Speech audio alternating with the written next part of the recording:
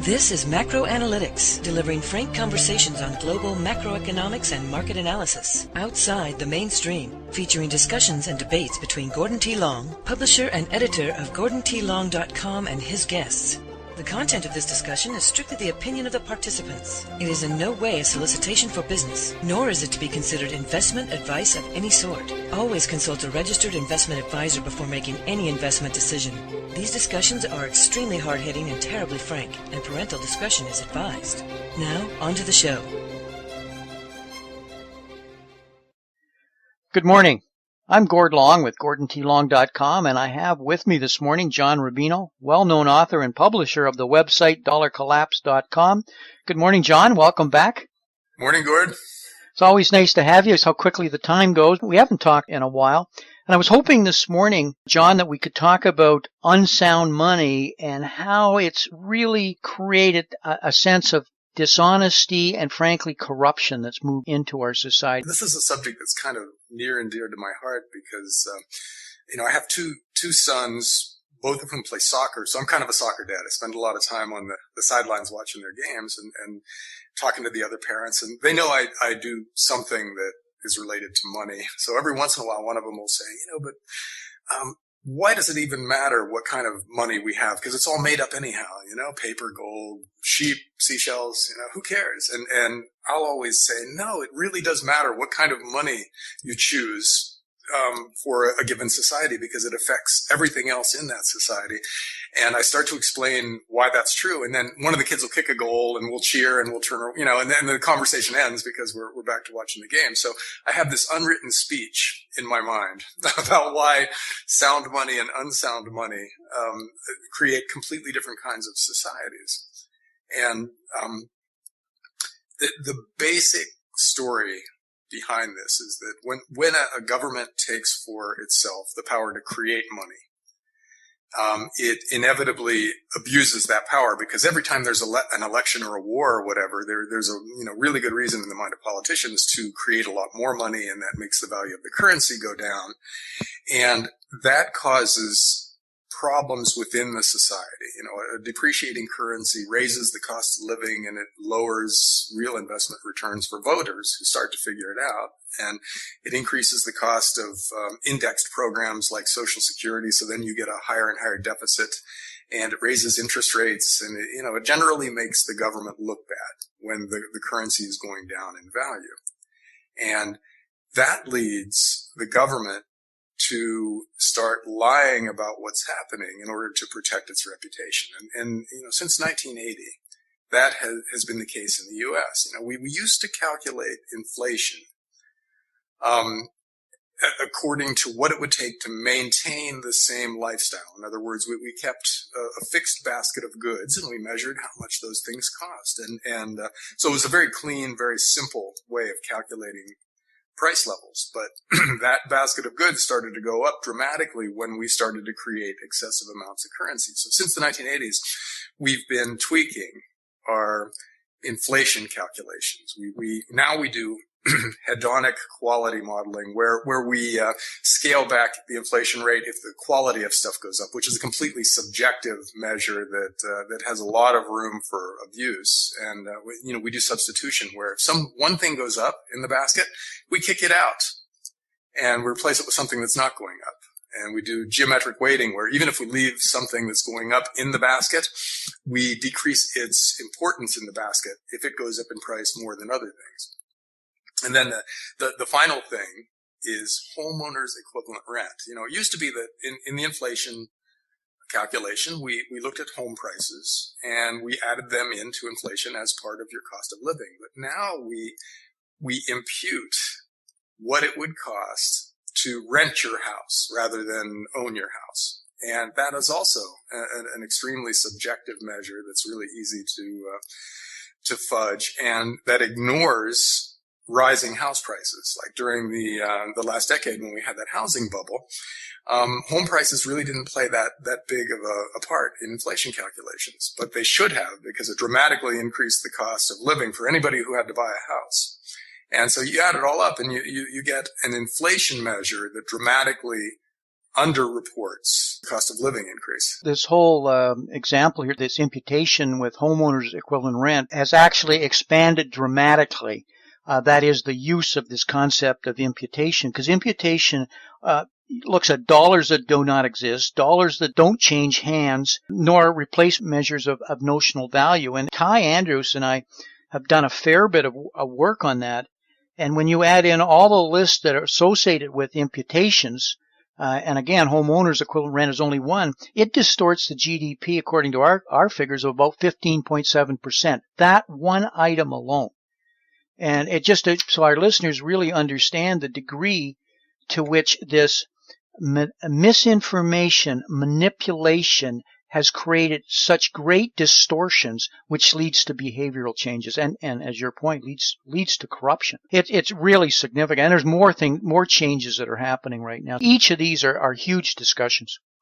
Yeah, absolutely. The current method of calculating inflation, it no longer measures what it costs to maintain your lifestyle, because what the government says now is, well, if steak goes up, you're going to buy less steak. You're going to buy hamburger. So we'll include hamburger and get rid of steak in our calculations. But what happens then is that they're measuring the cost of a declining lifestyle. In other words, you're having to buy things that you value less and that gives you less pleasure or utility or whatever in life, and so the quality of life that it's measuring is going down, and it also lowers the cost of living adjustments for Social Security by artificially lowering inflation. Social Security checks go up more slowly, and John Williams at Shadow Stats, who's doing great work on this subject, calculates that in Social Security checks would be twice as high today if we had just stayed with the 1980s level of inflation calculation. So, what they're doing, apart from everything else, is they're diminishing the living standard of retirees, and they're doing it secretly. They're not really telling us that that's what's happening. And the chart that's up now shows the Shadow Stats calculation of inflation versus the official calculation. And as you can see, the blue line is hovering around 10% right now. That's what our inflation rate would be if we were calculating it according to the old, probably a lot more legitimate 1980s methodology. And instead, we've got 2.5% or so reported. And the difference is immense from a lifestyle standpoint. 10% inflation completely changes the way you live. If your income is going up by 2 or 3%, which is pretty much what it's going up by lately, and your cost of living is going up by 10%, then your lifestyle is diminishing. Life is getting harder and harder and harder. And this is what people feel out there. But the government is telling them something different. As we all know, debt is going up almost exponentially. You'll notice on this chart that it's the government's being forced to create a bigger and bigger discrepancy between the reality and these fake numbers. And so the distortions, if you would, have become so great. So we went from, deception to distortion to delusions. And this is this whole discussion we've had on monetary malpractice, which is really, the whole unsound money principle. But what it's doing, John, and you're kind of touching on it, it's moving to a moral malady, and that is misinformation, manipulation, malpractice, which leads to malfeasance, which leads to mispricing and malinvestments. And it all intertwines, it all ties together. And this chart so clearly shows it's getting worse and at a steady rate. And it has to, otherwise the system implodes. Starting in the 1980s, when we began to change the calculation for inflation, you see that real household income has hardly grown at all when calculated correctly, because it's being deflated by a higher rate of inflation than we're being told about. So we're actually not making all that much more money than we did 30 years ago. And yet the official statistics, what government tells us, is that we're making quite a bit more money. And so again, there's a growing discrepancy between the way people feel about their lives and what the government is telling them. And go to the next chart where it shows the change in GDP. And that is also reflected in the income numbers that we just talked about. When you calculate it correctly, the growth in the overall economy, when you deflate it by a real inflation number, you see that GDP, national income, is hardly growing at all. It plunged in the last recession and then hasn't come back. And that is reflected, I think, in how people feel. They feel like their lives have gotten a lot harder. And they're being told, there's a recovery and more people are at work now and incomes are going up. They don't feel it. And the reason they don't feel it is because it's not really happening. It's just an artifact of false numbers that the government is putting out. John, this is looking at the United States. On a global basis right now, IMF, World Bank, OECD all say that the global growth is just marginally over 3%, and they always round up. But 3% is considered a global recession. And right now they use a deflator of 1.8. And we both know that food, for example, in China is going at 9 to 10% and higher around the world where it's a bigger part of their disposable income. So right now, it's not just we feeling it here in the United States, but around the world, especially with the unemployment levels that they're seeing. Some 200 million people unemployed right now. They're seeing that there is no growth. That in fact, globally, we have negative real growth that's going on because of these distortions. It's not just the United States. It forces other governments to also, I won't say lie, distort is the word I'll use. Yeah, if you apply a close to 10% inflation rate to the growth that's being generated out there, you get negative real growth. And what's really interesting is that we're not done yet. There's a proposal now in the U.S. to adopt a new inflation measure called the chained CPI, which is going to have the effect of lowering future inflation rates. And the rationale for it now, and see, they're getting very explicit now, is that it's a politically acceptable way to scale back the increase in future Social Security checks. And which means that it's the simplest way to get away with cutting spending in the future. If they just flat out cut Social Security, the baby boomers would go insane. And if they raise taxes, other segments of the system would go insane. But if they, tweak the consumer price index a bit, people don't understand that. Or most people don't understand that. And Social Security checks will still go up. They just won't go up as quickly, which in effect is a spending cut as the government defines it, and something that they feel like they can get away with. So in the future, the discrepancy between real inflation and reported inflation is going to get even wider. And that feeds into all kinds of other economic statistics. Let's go to the one about the deficit. Because the government is lying about inflation, once you get a taste of doing something wrong that you get away with, it gets easier and easier to lie about other things. And one of the ways that the government lies that is probably more debilitating than any other is they don't apply generally accepted accounting principles to their own books. If you're running a business, Gordon, you have to account for your pensions and your investments in certain ways that the accountants have decided is the most accurate way. And the government doesn't have to do that. So the reported deficit and the reported debt is much, much smaller than it would be if we were using GAAP accounting. And this chart shows the difference.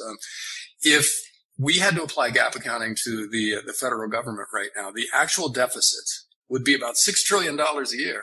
Now it's $1 trillion and shrinking a bit. But with GAAP accounting, it's $6 trillion and growing because we would have to include the unfunded liabilities that accrue to Social Security and Medicare. Which total about $84 trillion. Yeah. And we're worrying about a $16 trillion deficit, but it's debt, but it's really minimum, and some would argue much higher, but normal basic accounting, $84 trillion. Yeah, the next chart shows what that means for debt versus GDP, because as you see the yellow columns at the bottom, that's GDP, which is growing modestly over time, but the line is debt, total government obligations as calculated using GAAP accounting. And it's soaring. So debt to GDP, our obligations in relation to our ability to cover our obligations, is growing dramatically. And this is something that the government doesn't tell you. If this number was generally understood, we would be terrified. John, do you want me to terrify you even more? I don't know if you can, Gordon, but try. Hold on to this, because here they are with all of this unfunded that they've been hiding and not reporting correctly. Well, now what we're going to do, because one of the ways of fixing this, if you can change that GDP number, and we've already shown how badly distorted it is, what they're going to do now with unfunded liabilities, the pensions, and to put that into perspective, we have $2 trillion of state and local pensions that are unfunded right now. $2 trillion unfunded, $1 trillion unfunded at federal, and $500 billion of corporate unfunded. That's $3.5 trillion of unfunded pensions right now that have to be funded. They're now going to treat that as income. And by treating it as income and rolling it across, and they'll have an amortization, it will now be treated as GDP. How's that for a distortion? And now I've read recently, if we do that, then student loans, which is $1 trillion, can also be treated as income the same way. And so it'll flow into the GDP numbers in an amortized fashion. So this is your point exactly. Once you start on this distortion and road of deceit, it leads to what was distortion now, frankly, out-and-out corruption, doesn't it? Yeah, and they can get away with this because not one person in 10 who's listening to this completely understood what you just said, Gordon. Because accounting conventions are obscure to most people. They have their own lives. They don't spend much time trying to think about this stuff. And so the government can announce it using accounting language and get away with it because nobody understood what they just said. When I ran businesses, the terrifying moment I always had was when the outside auditors came in. Not that I had anything to hide personally, but that's when you discovered there were things going on you were totally unaware of, and that's why you're audited. We should look at the U.S. government, and we have billions and billions. The auditors haven't even signed off on the U.S. government books in, I think, over 15 years because of the magnitude. And ever mind some of this accounting treatment, which is out and out. Well, I'll leave it at that. I'll let our listeners make up their own mind. When you were being audited, if your auditors found out that you were using methods similar to the federal government's method, they would call the police and they would take you away in handcuffs. You wouldn't get slapped or fined. You'd be serving time. Oh, yeah. You'd just be like the boys at Enron with 30 years sentences. There's not even a bat of an eye. Really? Okay, and one more in the long list of ways that the government is lying to us now is unemployment. They calculate the unemployment rate based on this incredibly narrow definition of who's unemployed, and that makes the rate seem tolerable. But right now, if you lose your job and can't find anything else in your field, you go to work at McDonald's for $8 an hour. They count you as employed, even though your income is now 0.1% of what it used to be. You're considered for the purposes of unemployment calculation the same as you were back when you were a corporate executive. And if you get disgusted and just give up and stop working altogether, they take you out of the unemployment calculations. You're no longer counted as part of the workforce, therefore you're no longer unemployed. So that actually lowers the unemployment rate.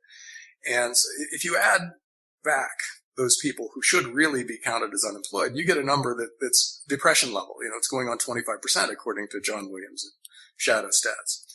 And that's the number that's the real unemployment rate. But they don't tell us that either because they use this very narrow definition. They call that the official rate, and they get away with it. And so it goes on and on. And the final way that the government is lying to us in the context of unsound money is the gold price. Because gold is the kind of money that used to be used, and it's a kind of money that doesn't depreciate over time because its supply is more or less stable, grows at 1 or 2% a year. And gold is still seen as money by a lot of people. It's a competing currency with the dollar. And when gold goes up, that's the same thing as saying the dollar goes down, which makes the government's management of the dollar look bad. So Every once in a while, the government and its bullion bank proxies, the big money center banks, will come in and just whack the gold price. And that makes the dollar look better. It makes the government look like it's maintaining the value of the dollar. And you can see that in gold charts. Every once in a while, for no apparent reason, huge amounts of gold futures contracts will just be dumped on the market. Somebody will go massively short, and in a way that's not in their interest if they're actually trying to take a position that they hope will go up in value. They'll come in when the market is very thin and just dump a bunch of paper gold on the market, which makes the price plunge. And then this chart shows how it happened back on April 12th. And between 6:30 a.m. and 2 p.m., somebody dumped $20 billion worth of paper gold on the market, which is about 15% of all the gold that will be produced this year from the world's mines. And it's a massive, highly unlikely move in any kind of a market. And it caused the gold price to collapse. And the idea that this was done, as part of a normal market process is ludicrous. It was done to lower the price of gold in order to make the government look better. So this just goes on and on. We could keep talking about this forever, but it was a 7 sigma event, John, and to our listeners, a 7 sigma event is equivalent to you meeting somebody that stands 7 foot 7 inches. Have you ever met in your life anybody personally that's 7 foot 7? I don't think I have. No. Well, I ask our listeners when they have. That's how the frequency of something like this happens. And at the same time, the shorts on the market were just off the charts. And so, and these shorts were held by the major gold bullion banks. So, there was a lot of money being made as they forced the GLDs to, a lot of force covering, and the 400-ounce bars of the GLD that were freed up. But there's all sorts of spin-offs from this. And so all these actions by the government just lead to behavioral problems that start to destabilize the world. And we live in a very fragile global economy. Contrasting this with what it's like in a sound money environment, the government has a completely different set of incentives. Because when your money is stable, there is no inflation. During the 200 years of the classical gold standard, there was actually mild deflation. In other words, money got a little more valuable each year because it was gold, and everybody else's currency, all the currencies of the world, were basically just warehouse receipts for gold. And so inflation was 0 to negative 1% or so, and all the governments of the world, or at least the ones that were on the classical gold standard, had money they could be proud of, and money that was, crucially, beyond their control. It just was what it was. It was gold. And so the governments of the world could honestly state that their currencies were sound, and their citizens could see that their savings were actually at least holding value and increasing in value. And that causes a completely different relationship between governments and their people. The people trust the government because the money that they associate with that government is sound. And so, whereas today we're getting more and more cynical about our government, we're starting to pick up on the fact that there's a big difference between what they're telling us and what is reality. What it leads to is a crisis of trust. Yes. And that crisis of trust is just not a flippant word. It actually pyramids into really a stagnant economy, because investment and everything else starts to slow and stop. And as soon as you tinker with the whole basis of sound money and the value of money being a store of value, which it no longer is, behavior changes. Yeah, and you see this in the corporate sector too. It's not just governments that are corrupted by unsound money, but companies see their input costs go up, and they at all costs don't want to raise prices. That's the hardest thing to do when you're selling something in a competitive market. So what they do instead is they diminish the quality of what they're selling, but they try to do it in a secretive way. For instance, they keep the same size package, but they decrease what's in the package, or they lower the quality of the ingredients. They'll switch from sugar to high fructose corn syrup or something, or any number of other ways that you can kind of secretly lower the quality of what you're selling. And there was an ABC News investigation back in 2012 where they went around and actually just figured out what was in the boxes of different products. And they found that a lot of different products just had a few less of whatever it was they were selling. You know, the Kashi cereal had a slightly bigger box but less cereal, and Scott tissues had 12 fewer tissues in a given package, and Ghirardelli chocolate chips, 48 fewer chips, and you know, it went on and on. And what they found pretty consistently was that the package seemed to be the same, but what you were getting in that package was falling. So it looked like you were paying the same amount this year as last year for that box of ice cream or those cookies or those paper towels or whatever. But in fact, you were getting a little less. And gradually, people figured this out too. And it makes them cynical. They don't trust the numbers coming from their government because it doesn't match up with reality, and they start to not trust formerly trusted brand names because they see that they're getting lower quality or lower quantity or whatever for the same price. And so this kind of reverberates through society. We become a lot more cynical, and we develop this sense that it's business as usual to lie and to try to get away with stuff. Now, in the corporate situation, contrast this with a sound money world. You know, when your input costs aren't changing, you know, when the currency is the same and it costs you the same amount each year to create a product, that changes the calculus of competition. So instead of secretly trying to diminish the quality of what you're selling in order to hold the line on prices, you improve the quality of what you're selling. You can charge the same amount, but you give people more for their money, and you publicize it. You want to make sure they know that you're getting 10% more than last year, or we've improved the quality of this or that.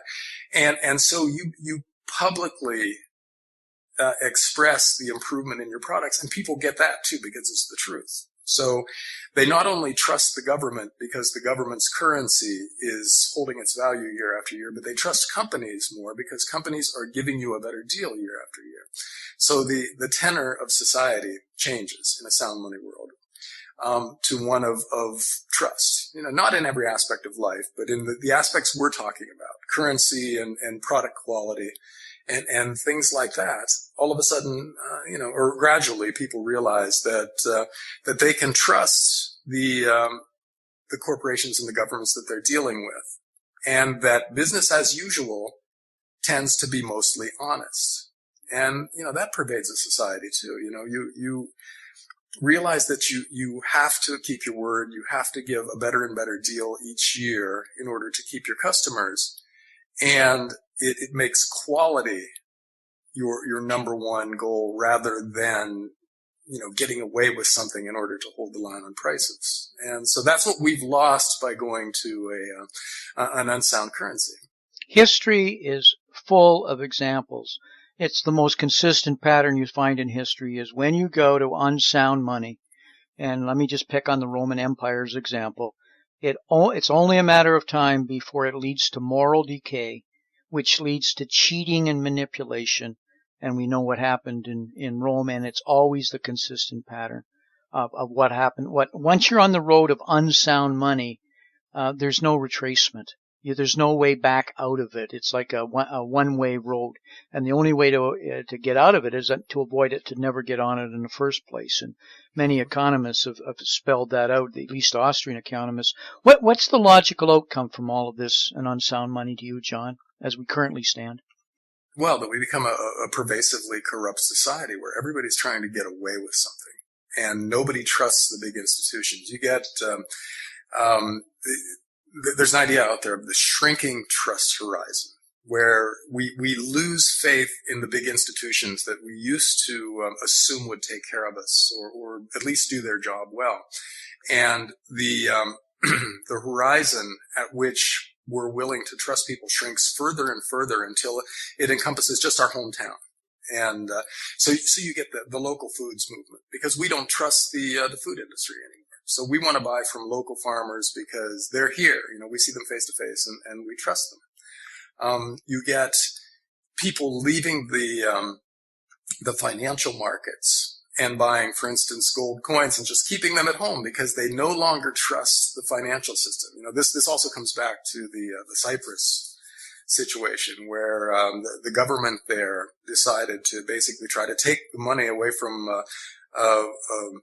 bank depositors in order to pay for bailout of banks. And so now we don't trust our banks anymore. And this is true across society when you have corruption at the top. And so that makes society also a lot more inefficient because, it really is more inefficient to just take your money out of the system or to only buy food that's local. And we lose a lot of efficiency as trust diminishes in the big systems that are out there. We just become less and less capable of taking care of the big stuff that needs to be taken care of. And that's really the direction that we're headed. And the process seems to be accelerating based on what's happened in the last few years. So where it leads is chaos at some point, where the global financial system loses the trust of the markets, and fiat currencies stop being something that people want to hold and use for exchange. And that leads to the crack-up boom, when people just lose faith completely in the financial markets and in fiat currencies and only want real stuff that they can hold in their hands. And, that completely changes the nature of society when that happens. Yeah, later on this week, we're going to get back and we're going to follow up with the crack-up boom as a potential of the next step. John, closing comments for today? Well, only that we've just scratched the surface here, Gord. There's pervasive corruption in the world right now, and a lot of it can be traced back to the fact that we've chosen to use currencies that aren't based on anything real and that governments can manipulate. They're giving in to the temptation to do that, and it's reverberating throughout the rest of society. So we're really changing in ways that are subtle and gradual, but cumulatively are giving us a very different society than the one we started with. Great discussion, John. Great observations. Right on, and it really reflects a number of other shows that we've done here at Macro Analytics from a different perspective on it.